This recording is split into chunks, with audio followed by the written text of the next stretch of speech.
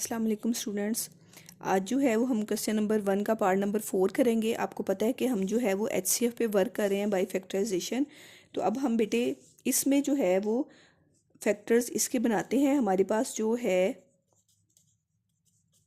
हमने जो है वो क्यूब वाली बेटा जो फैक्टराइजेशन पढ़ी है वो हमने 2 नंबर्स की पढ़ी है। जैसे हमने ये 2 नंबर्स के फैक्टर्स बनाए थे। अब यहाँ पे 3 है, तो जब आपके पास 3 नंबर्स आ जाएंगे तो आपने हमेशा ये चेक करना है कि इसमें से कुछ कॉमन तो नहीं आ रहा, क्योंकि 3 जो अलजेब्रिक एक्सप्रेशन जिसमें आए उसमें जो है हमारे पास फार्मूला नहीं है, क्यूबिक फार्मूला नहीं है। तो हमने पहले इनमें से फिर क्या करना है, कॉमन लेना है। तो हम देखें कि इन तीनों एक्सप्रेशंस में जो है वो ए कॉमन है। ए हमने कॉमन ले लिया तो यहाँ पे क्या रह गया, ए का स्क्वायर रह गया। यहाँ पे क्या रह गया, 2a रह गया। और यहाँ से a हमने कॉमन ले लिया तो सिर्फ क्या रह गया, 3 रह गया। अब ये a तो है हमारे पास बेटे बाहर, और ये अंदर वाले हमारे पास क्या है, क्वाड्रेटिक एक्सप्रेशन आ गया है, जिसकी जो है वो हमने फैक्टराइजेशन मेथड पढ़ा है कि हम क्या करते हैं, कांस्टेंट नंबर को स्क्वायर वाले कोफिशिएंट के साथ मल्टीप्लाई करते हैं। तो यहाँ पे -3 जब 1 के साथ मल्टीप्लाई होगा तो बेटे -3 आएगा।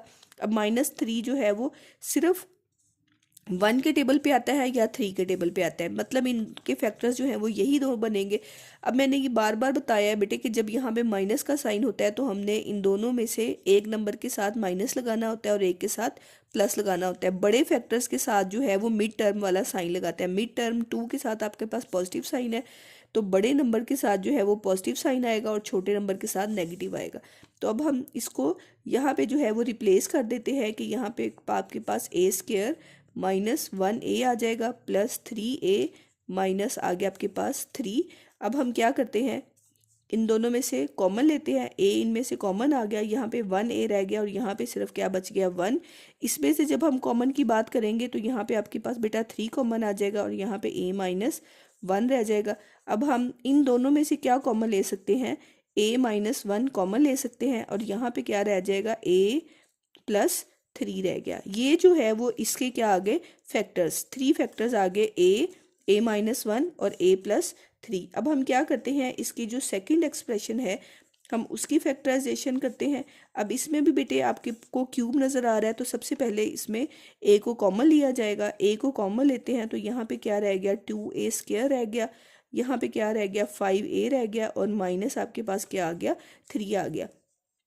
यहाँ पे भी हम क्या करेंगे, कांस्टेंट नंबर्स को x² के कोफिशिएंट के साथ मल्टीप्लाई किया। -3 जब 2 के साथ मल्टीप्लाई होगा तो क्या आंसर देगा आपको बेटा, -6 देगा। अब -6 पहले तो 1 के टेबल पे जाएगा, फिर आपके पास वो 2 के टेबल पे जाएगा और फिर 6 1s are 6। मतलब ये 2 फैक्टर्स हैं जिनको प्लस या माइनस करने से क्या आएगा आपके पास, 5। अब देखें बेटे, हम अगर फर्स्ट फैक्टर्स को भी माइनस करने से 5 आता है तो पहले हम पहला फैक्टर ही लेते हैं। जब यहाँ पे माइनस आएगा तो क्यों मैं कह रही हूँ हम पहला ही फैक्टर लेंगे, जब यहाँ पे बेटे माइनस आता है तो हम एक नंबर के साथ माइनस का साइन और एक के साथ प्लस का साइन लगाते हैं। बड़े नंबर के साथ सेंटर वाला एक्सप्रेशन वाला साइन लगाते हैं। यहाँ पे प्लस है तो यहाँ पे क्या आएगा बेटे आपके पास प्लस और यहाँ पे क्या आएगा, माइनस। अब हम 6 में से 1 जब माइनस होगा तो ऑटोमेटिकली क्या आ जाएगा, 5 आ जाएगा। लेकिन अगर यही वाला रूल हम इस पे लगाएं तो इसमें बड़े नंबर के साथ अगर हम क्या लगाएंगे, सेंटर वाला 3, यहाँ पे प्लस का 3 लगा दें और यहाँ पे माइनस का 2 लगा देंगे, तो ये प्लस का 3 माइनस के 2 के साथ क्या आंसर देगा, 1 आंसर देगा, 5 आंसर नहीं देगा। तो इसलिए हम ये वाला नहीं लेंगे बल्कि ये वाला लेंगे। तो अब हम यहाँ पे जो है इसको राइट डाउन करते हैं।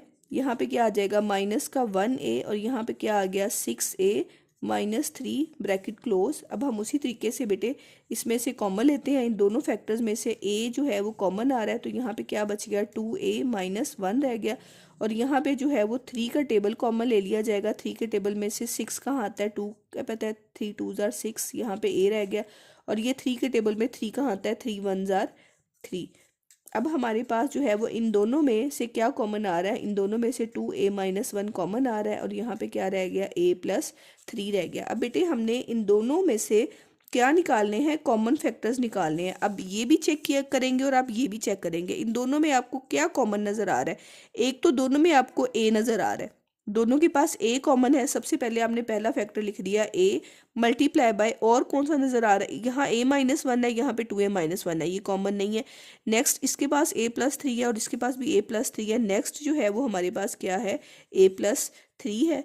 तो इसका जो हाईएस्ट कॉमन फैक्टर आ गया वो आ गया a इंटू a+3, यानी हमने क्या करना है, इन दोनों को मल्टीप्लाई करके लिख देना है। तो ये आपके पास जो है वो इसका ये वाला पार्ट आ गया। थैंक यू बेटे।